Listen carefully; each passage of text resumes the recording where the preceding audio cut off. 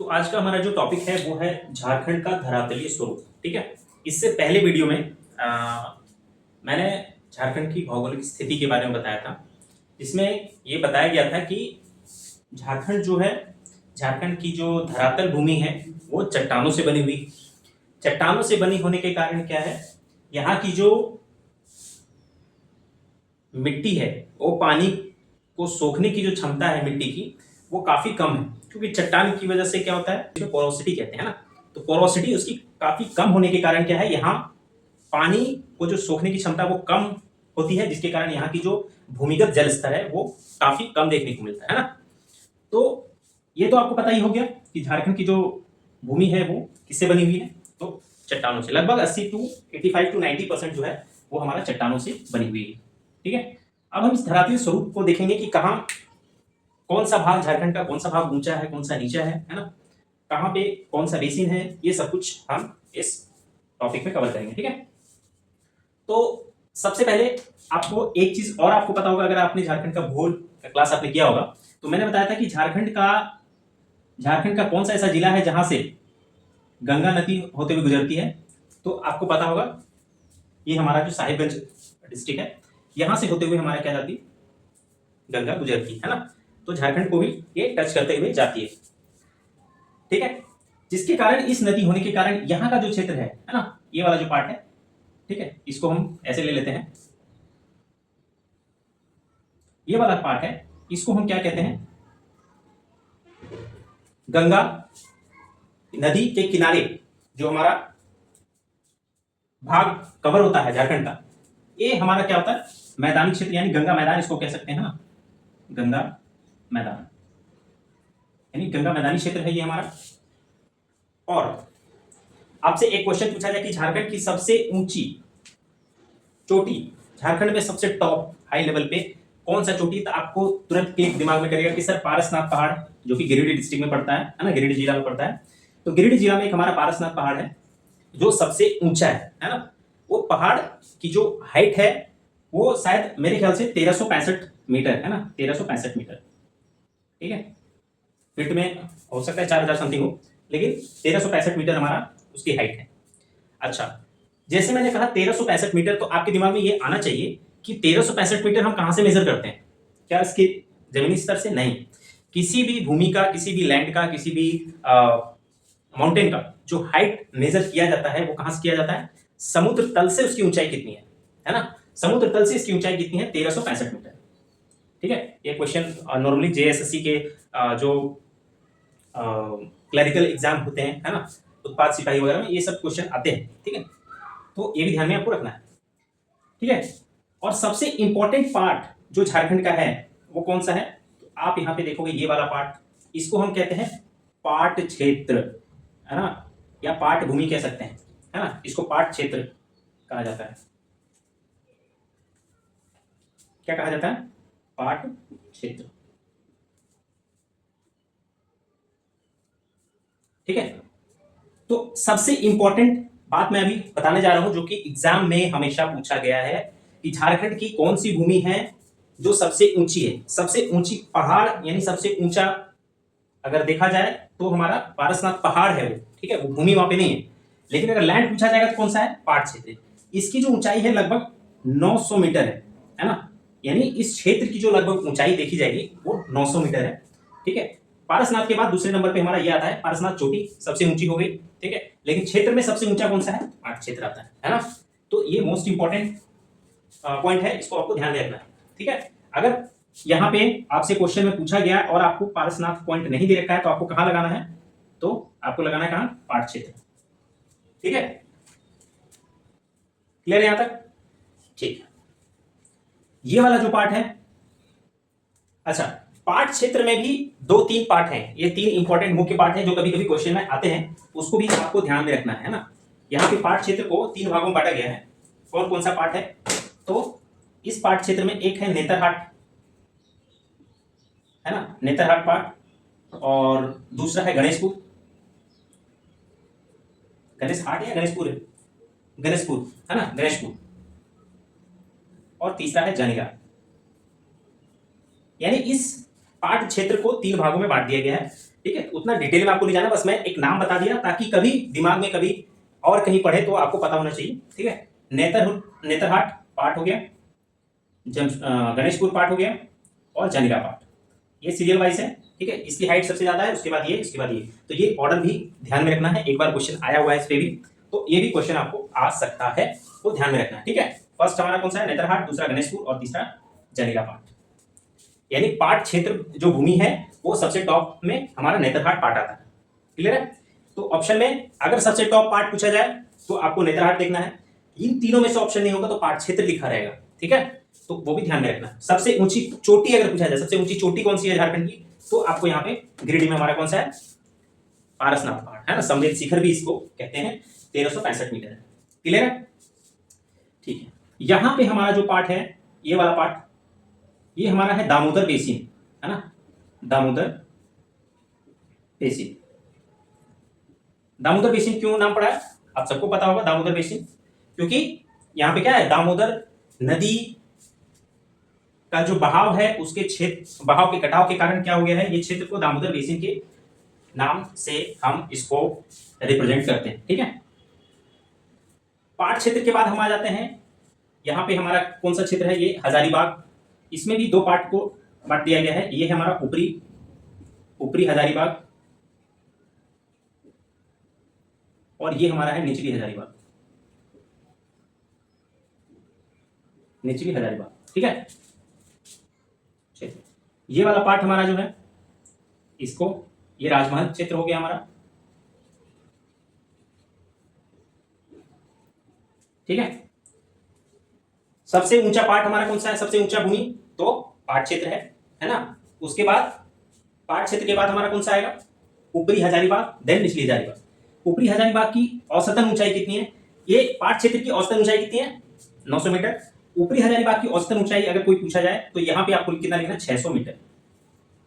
ठीक है, झारखंड की जो भूमि है वो चट्टानी भूमि है, ये चीज मैं बार बार रिपीट कर रहा हूं, है ना। आर्कियन युग की चट्टाने हैं जिसमें 90%, लगभग 90% आपको चट्टान ही देखने को मिलेगा, जिसके कारण यहाँ पानी की समस्या हमेशा बनी रहती है ना। यहाँ की जो कृषि भूमि है वो बारिश पर भी डिपेंडेंट है। ठीक है, क्योंकि यहाँ पे पानी का मात्रा जो है वो काफी कम पाया जाता है, भूमिगत जल काफी कम पाया जाता है ना। तो ऊपरी हजारीबाग कितना है, 600 मीटर। निचली हजारीबाग की हाइट अगर देखा जाए तो लगभग 300 से 450 या 450 मीटर आप ले सकते हैं, है ना। तो सबसे ऊंची भूमि आपका कौन सी होगी, तो ये हमारा पाट क्षेत्र हो गया। उसके बाद ऊपरी हजारीबाग, उसके बाद निचली हजारीबाग, याद हो गया। ये हमारा गंगा मैदान क्षेत्र है, ये हमारा राजमहल क्षेत्र है। ठीक है, ये वाला पार्ट, ये उत्तरी कोयल नदी आपने पढ़ा होगा, है ना। तो उसी के नाम से पड़ गया है उत्तरी कोयल क्षेत्र। जैसे यहाँ दामोदर बेसिन पड़ा, वैसे वहां पे उत्तरी कोयल कहां से निकलती है, हमारा यहां से रांची, और बहते बहते सोन नदी में जाके मिलती है। तो झारखंड में ये क्षेत्र हमारा क्या कहलाया गया, उत्तरी कोयल क्षेत्र, है ना। तो पार्ट क्षेत्र आपका क्लियर हो गया, उत्तरी कोयल। ऊपरी हजारीबाग और निचली हजारीबाग, ये दो पार्ट में क्यों बटा, ये भी मैं आपको बता देता हूँ। ऊपरी और निचली हजारीबाग जो दामोदर नदी है, दामोदर नदी का जो बहाव होता है, ठीक है, जिसके कारण क्या होता है, नदी का बहाव अगर बहुत दिनों तक चलता रहता है तो क्या होता है, एक कह सकते हैं दो भाग में भूमि जो है दो भाग में बढ़ जाती है ना। तो उसी के कारण क्या हो गया, ये ऊपरी हजारीबाग रह गया और ये थोड़ा निचली हजारीबाग। ठीक है, तो रीजन क्या देना है, दामोदर नदी के कटाव के कारण ये जो हजारीबाग है वो दो भागों में बढ़ गया, हजारीबाग जो क्षेत्र है वो दो भागों में बढ़ गया, इसीलिए इसको ऊपरी हजारीबाग से रिप्रेजेंट करते हैं, उसको निचली हजारीबाग से, है ना। ऊपर है लेकिन निचली हजारीबाग देखना है। ठीक है, यहाँ पे हमारा कोल्हान है, चाईबासा क्षेत्र है, आप इसको एक, ये हमारा रांची क्षेत्र है, आ जाएगा, है ना, रांची क्षेत्र।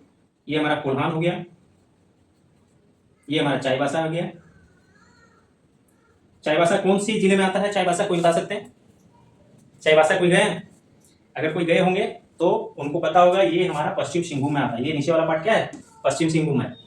यहाँ पे सिमडेगा, यहाँ पे जमशेदपुर, इसको पूर्वी सिंहभूम में जिले में काउंट किया जाता है ना। जमशेदपुर जिला नहीं है भाई, जमशेदपुर जिनको नहीं पता हो कर ले, जमशेदपुर जिला नहीं है, पूर्वी सिंहभूम जिला है ना। जमशेदपुर एक शहर है उस जिले में, कौन से जिले में, पूर्वी सिंहभूम में। ठीक है, तो ये हमारा क्या है, धरातलीय स्वरूप है। सबसे ऊंचा पार्ट हमारा पाट क्षेत्र है, जिसके अंदर हमारा नेतरहाट, गणेशपुर, जनीरा। इससे रिलेटेड अगर कोई क्वेश्चन आएगा तो मुझे नहीं लगता है कि आप इसको छोड़ेंगे, क्योंकि बहुत अच्छे से मैंने कवर करने की कोशिश करी है।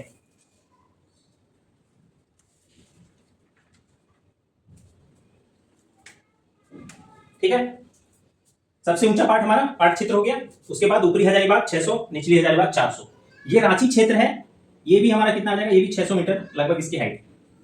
तो ये वाला पार्ट जो है वो सबसे ऊंचा पार्ट होता है, जिसमें सबसे ऊपर हमारा ये पार्ट क्षेत्र को रखना है। बाकी सब थोड़ा सा डाउन में चला जाएगा।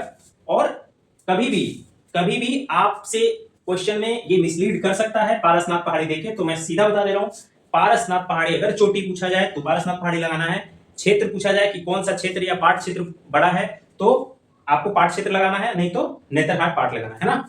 नेतरहाट पार्ट की ऊंचाई जो है वो लगभग मेरे ख्याल से 1180 फीट के हिसाब से है ना, फीट। अच्छा, पार्ट क्षेत्र की बात करते हैं। पार्ट क्षेत्र की थोड़ा सा और बात कर लेते हैं, थोड़ा सा डिटेल में जाएंगे, पार्ट क्षेत्र इंपॉर्टेंट है इसीलिए, है ना। पार्ट क्षेत्र में जो भूमि है वो कैसा है, तस्करी नुमा। तस्करी आपने देखा होगा, जो सीमेंट वगैरह आपके घर में अगर कभी काम हुआ होगा तो सीमेंट वगैरह बालू वगैरह जो मिक्स करते हैं, है ना, तो उसको एक क्या करते हैं, एक कंटेनर में ले जाके मिस्त्री के सामने पेश करते हैं ना। तो वो जो कंटेनर बना होता है ना, उसको उसी शेप का हमारा क्या है, पार्ट क्षेत्र का जो मैदानी भाग है उसी टाइप में बना हुआ है, जिसको हम तस्करी नुमा कहते हैं ना, तस्करी टाइप का, यानी बीच में थोड़ा सा गड्ढा टाइप का है, बाकी चारों तरफ उभरा हुआ है, तो उसको तस्करी नुमा बोलते हैं ना। पार्ट क्षेत्र में जो भूमि है वो तस्करी नुमा है। और यहाँ की जो सबसे ऊंची भूमि है ना, उसको टांड बोलते हैं ना, ऊंची भूमि। अगर ये हमारा है, ये भूमि है, कुछ इस तरह का भूमि रहता है ना, तो ये वाला जो भूमि है इसको हम क्या कहते हैं, टांड। और जो नीचे वाली जो भूमि है उसको हम क्या कहते हैं, दोन। ठीक है, टांड और दोन आपको ध्यान में रखना है, टांड और दोन। ठीक है, टांड किसको बोलते हैं, सबसे ऊंची भूमि को, और दोन होता है उसी भूमि का निचले वाला पार्ट को, यहाँ पे पार्ट क्षेत्र में। तो पार्ट क्षेत्र को मैं बेसिकली फोकस कर रहा हूं, क्योंकि झारखंड से अगर भूमि, धरातल भूमि से अगर क्वेश्चन पूछा गया है तो वो पार्ट क्षेत्र से ही मैक्सिमम पूछा गया है। नहीं तो आपका गंगा मैदान, राजमहल क्षेत्र, दामोदर बेसिन, रांची, ये सभी इंपॉर्टेंट है, लेकिन ये बहुत ज्यादा इंपॉर्टेंट नहीं है। ये वाला पार्ट क्षेत्र आपको इंपॉर्टेंट है, इसको ध्यान में रखना है। 900 मीटर इसकी औसतन ऊंचाई है ना, औसतन ऊंचाई, एवरेज हाइट जिसको कहते हैं। और ये तीन पार्ट आपको ध्यान में रखने हैं। ठीक है, इससे बाहर क्वेश्चन, एक भी क्वेश्चन नहीं जाएगा अगर धरातली स्वरूप से आया है तो। इसके अलावा अगर कोई क्वेश्चन आपसे पूछा जा रहा है या कोई नदी के बारे में पूछा जा रहा है, तो आप यहां से अंदाजा लगा सकते हो। जैसे अगर मैं आपसे पूछूं कि उत्तरी कोयल नदी की डायरेक्शन किधर है, आप बोलोगे सर ये ऊंचा है, ये नीचे है, तो किधर जाएगा, इधर कोई स्लोप होगा। अगर मैं पूछूं दक्षिणी कोयल, तो बोलोगे सर यहाँ ऊंचा है, दक्षिणी कोयल क्या है, नीचे है, तो यहां से बहाव किधर जाएगा, नीचे जाएगा। ये ऊपर वाला पार्ट हैगा, इधर नीचे रहेगा, तो पानी ऊपर जाएगा इधर, और ये इधर नीचे आएगा। तो यही भूमि का जो संरचना है, इसको आपको समझना है ना। तो बहुत आसान टॉपिक था, मुझे नहीं लग रहा है कि इसमें कोई डाउट होगा आप लोग को। ठीक है, इसके अलावा मुझे नहीं लगता इससे कोई ज्यादा इंपॉर्टेंट पॉइंट इसमें छूटा है। ठीक है, बाकी हम नेक्स्ट टॉपिक कवर करेंगे, और इस टॉपिक में मेरे ख्याल से इससे ज्यादा तो नहीं पूछा जाएगा।